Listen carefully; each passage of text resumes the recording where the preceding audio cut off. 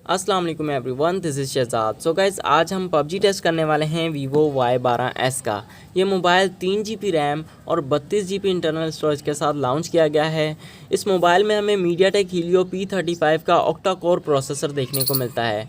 Price की बात करूं तो 21,000 इसकी कंपनी की तरफ से प्राइस रखी गई है। लोकल मार्केट यहाँ पर शॉप्स पर हमें 19,000 का इजीली मिल जाता है। तो आज देखेंगे कि हम 19-20 हज़ार रुपये की प्राइस टैग में मीडियाटेक हीलियो P35 हमें कैसी गेमिंग प्रोवाइड करता है, पबजी किन सेटिंग्स पर चलती है, कैसी चलती है, कौन से ग्राफिक्स देखने को मिलते हैं। इसके अलावा ड्यूरिंग पबजी प्ले ये फ़ोन कितने % कितने मिनट में बैटरी ड्रेन करता है, तमाम चीज़ें आज की इस वीडियो में आप लोगों के साथ शेयर करूंगा। इसके अलावा थोड़ा सा ओवरव्यू कर लेते हैं फ़ोन का। वैसे 20-21 हज़ार रुपये की प्राइस टैग में हमें दूसरे ब्रांड्स की तरफ से अच्छा प्रोसेसर देखने को मिल जाता है। जी सीरीज़ का लाइक G70 G80 भी देखने को मिलता है, लेकिन यहाँ पर P35 प्रोसेसर यूज़ किया गया है। तो ये फ़ोन परफेक्टली फॉर गेमिंग नहीं है, जस्ट लुक एंड डिज़ाइन के हिसाब से बहुत ज़्यादा सेल होता है।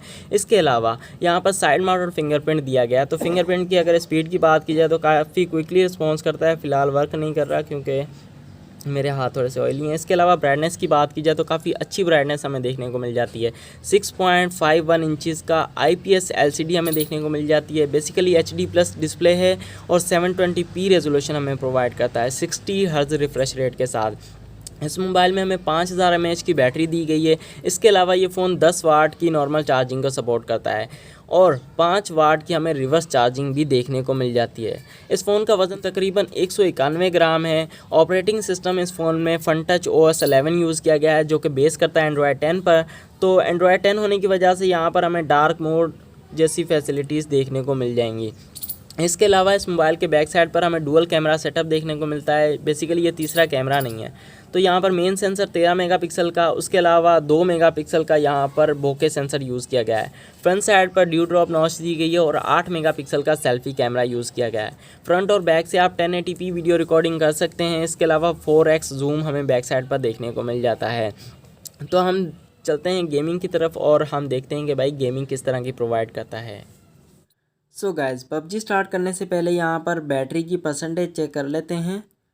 यहाँ पर 39% बैटरी है हमारे पास और गेम खेलने के बाद हम दोबारा चेक करेंगे और देखेंगे कि पबजी खेलते वक्त टोटल कितने % बैटरी कम हुई है। तो यहाँ से मैं टाइमर को भी ऑन कर लेता हूँ ताकि हमें पता चल सके कि हमने टोटल कितने मिनट इस फ़ोन पर गेमिंग की है। तो TDM खेल लेते हैं। यहाँ पर हम फर्स्ट ऑफ ऑल इग्नोर करते हैं इसे और ओके करते हैं और गेम को स्टार्ट कर लेते हैं। बेसिकली ये 3 GB रैम और 32 GB इंटरनल स्टोरेज वाला वेरिएंट है। तो वीवो को थोड़ा सा मैं कहना चाहूँगा कि भाई इस प्राइस कैटेगरी में 464 भी देखने को मिलता है। इस मोबाइल में हमें मीडियाटेक हीलियो P35 का ऑक्टा कोर प्रोसेसर दिया गया है, जबकि दूसरे ब्रांड्स की तरफ से हमें मीडियाटेक हीलियो G70 और G80 तक का प्रोसेसर देखने को मिलता है। तो बेसिकली इस फ़ोन का लुक एंड डिज़ाइन अच्छा बनाया गया है। उसके अलावा साइड माउंटेड फिंगरप्रिंट दिया गया है, जिसकी वजह से बहुत ज़्यादा सेल हुआ है ये फ़ोन। और बेसिकली ये फ़ोन गेमिंग के लिए नहीं बनाया गया। तो गेमिंग में आपको चेकआउट करवा दूंगा। इसके अलावा गेमर्स ने ये लाजमी बताना है कि कहाँ पर लैग देखने को मिला और मैं अपनी गेमिंग को किस तरह से इम्प्रूव करूँ, इसका सजेशन भी आपने कमेंट बॉक्स में लाजमी देना है। एक ही स्पीकर हमें दिया गया है इस फ़ोन में। तो हमारी गेम तकरीबन स्टार्ट होने वाली है। तकरीबन 17 से 18 मिनट मैं इस फ़ोन पर गेमिंग करूंगा और आपने ध्यान से देखना है कि आपको ये फ़ोन लेना चाहिए या नहीं। और इस वीडियो के एंड में मैं अपनी राय भी आप लोगों के साथ लाजमी से शेयर करूंगा।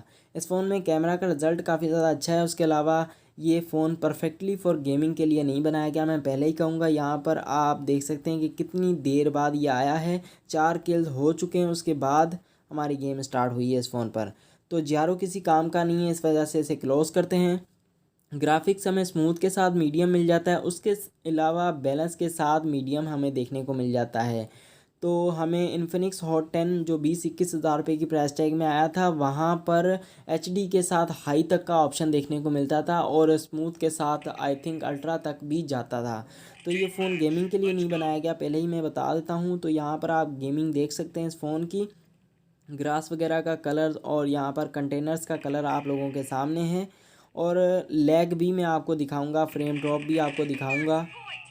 आपने लाजमी से चेकआउट करना है और मुझे भी बताना है कि भाई कहाँ पर लैग देखने को मिला, कहाँ पर नहीं मिला। तो यहाँ पर थोड़ी बहुत आप गेमिंग को एंजॉय करें।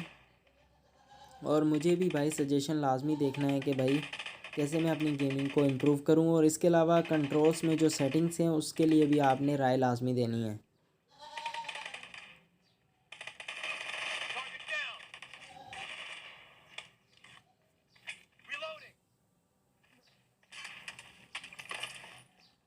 Killing spree for the blue team!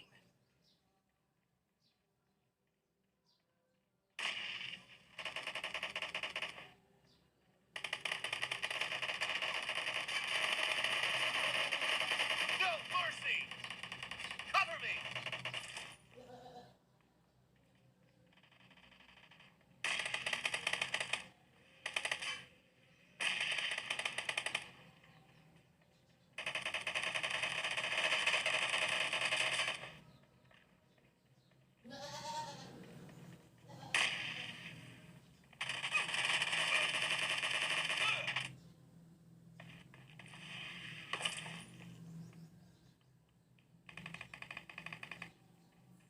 और भाई क्या लगता है आपको, जीत जाएंगे या हार जाएंगे? मुझे तो भाई जीतने वाले कोई आसार नहीं लग रहे, तो देखते हैं।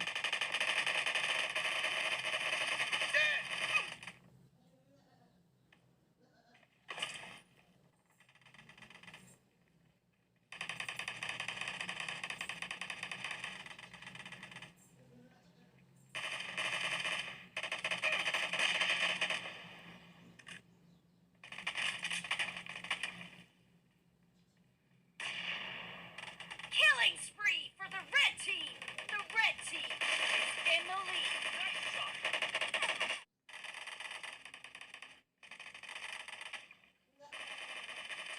Kill! Cover me!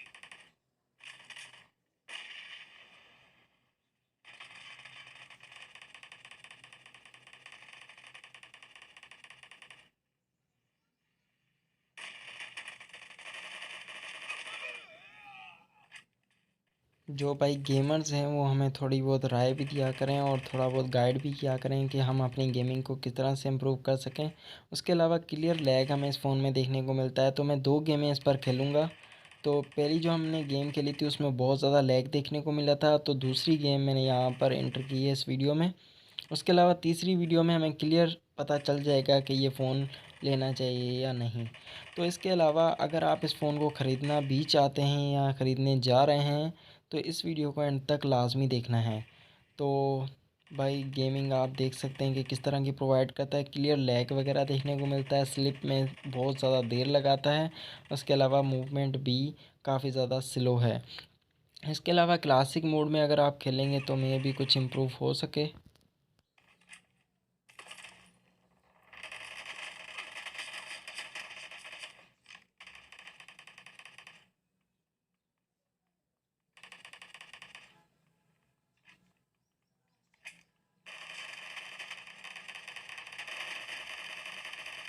Reloading!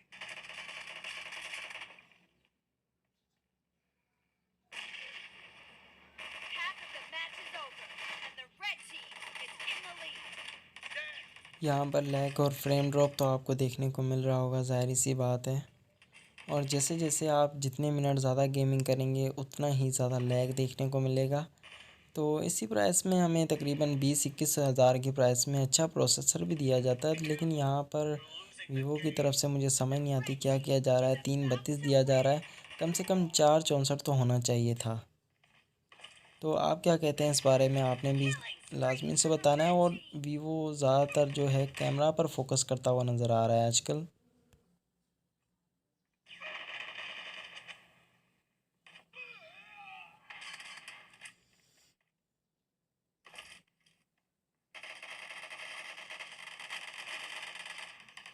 और भाई हमारे जीतने के आसार तो नज़र नहीं आ रहे थे, इसी वजह से एक और गेम खेलते हैं और देखते हैं कि भाई किस तरह की परफॉर्मेंस रहती है। इस गेम में हमें थोड़ा बहुत लैग देखने को मिला, थोड़ा बहुत फ्रेम ड्रॉप देखने को मिला।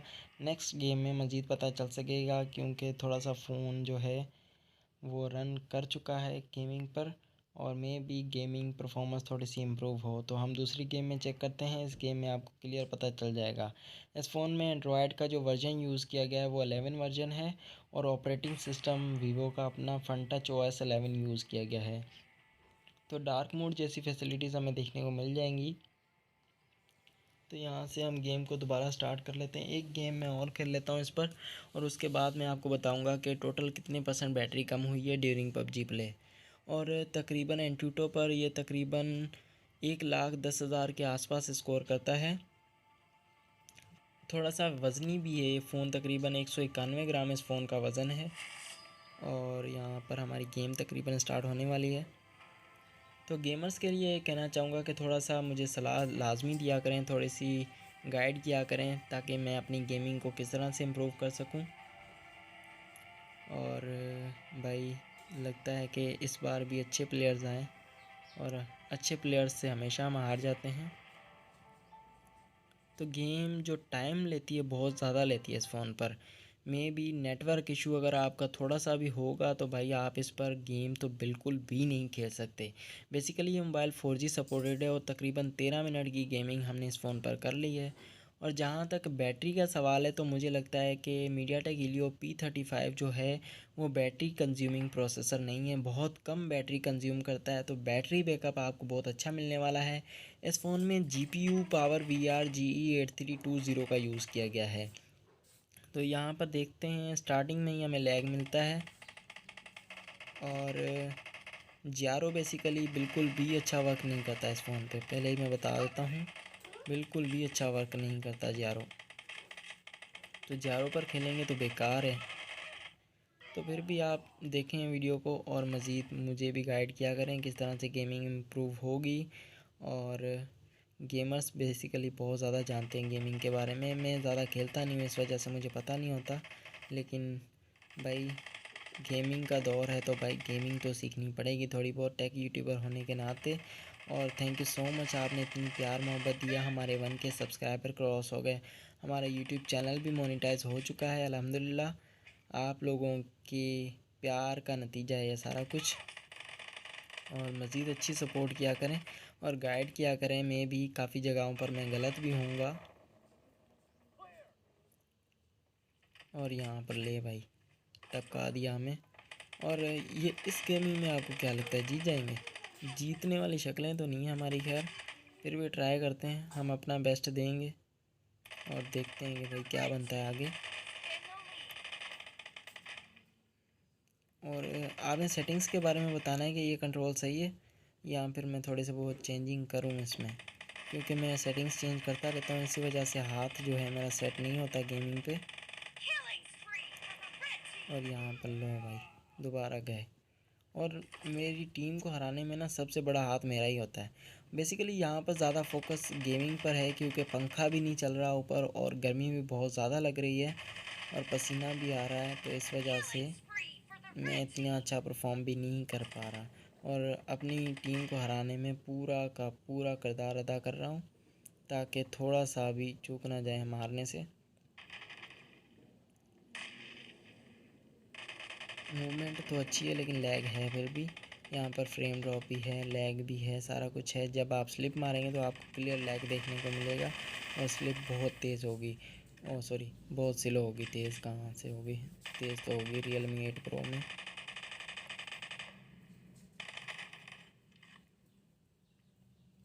अगर आपने गेमिंग के लिए लेना है तो इन्फिनिक्स का हॉट 10 ले लीजिए, उसके बाद Realme Narzo 30 ले लीजिए, उसके बाद टेक्नो का Spark 7 Pro ले लीजिए। तो ये गेमिंग के लिए अच्छी डिवाइसेस हैं। अगर आप ओवरऑल डिवाइस लेना चाहिए, आपको लुक एंड डिज़ाइन अच्छा चाहिए, तो आप फिर इस फ़ोन को ले सकते हैं। उसके अलावा इस फ़ोन को ना लें तो बेहतर है। तो इसे मैं मारने वाला हूँ, लेकिन पीछे से कौन आया? ले भाई, अगर पीछे से ना आता तो इसको तो मैं खिसका देता। खैर आपको आसार तो मेरे नज़र आ गए होंगे हमारी गेमिंग के, कि भाई ये नहीं जीतने वाले आज के दिन, या फिर इस सदी में जीतने वाले नहीं हैं। फिर भी चलो हम जल्दी से हरवाते हैं, और गेम को एंड करने के बाद देखते हैं कि टोटल कितने % बैटरी कम हुई है। और बेसिकली मैं आपको रेकमेंड नहीं करूँगा, अगर आप गेमिंग के लिए फ़ोन लेना चाहते हैं तो मत लें। बाकी अगर आपने नॉर्मल यूज़ के लिए लेना है, डे टू डे परफॉर्मेंस के लिए लेना है, तो भाई अच्छी परफॉर्मेंस आपको प्रोवाइड करेगा। और हमेशा की तरह हम हार चुके हैं गेम को, और देखते हैं कि भाई कितने % बैटरी कम हुई है। तो यहाँ पर सबसे पहले तीसरे नंबर पे आया, दूसरी गेम में दूसरे नंबर पे आया था। चलो खैर, होता रहता है, बड़े बड़े शहरों में छोटी छोटी बातें होती रहती हैं। और यहाँ पर बैटरी चेकआउट करते हैं। तकरीबन 18 मिनट की गेमिंग होने वाली है और 18 मिनट में 3% बैटरी कम हुई है। 39 थी, अभी 36 बची है। तो आप बताएं कि आपको ये फ़ोन कैसा लगा। कमेंट सेक्शन में लाजमी अपनी एडवाइस शेयर करें। और वीवो के बारे में आप क्या कहना चाहेंगे कि वीवो गेमिंग पर फोकस करता हुआ नज़र नहीं आ रहा। ये फ़ोन गेमिंग के लिए नहीं है। अगर गेमिंग के लिए लेना है तो मैंने आपको डिवाइसेस बता दी हैं कौन सी लें। Thank you so much for watching. Subscribe कर लें चैनल को। अल्लाह हाफिज़।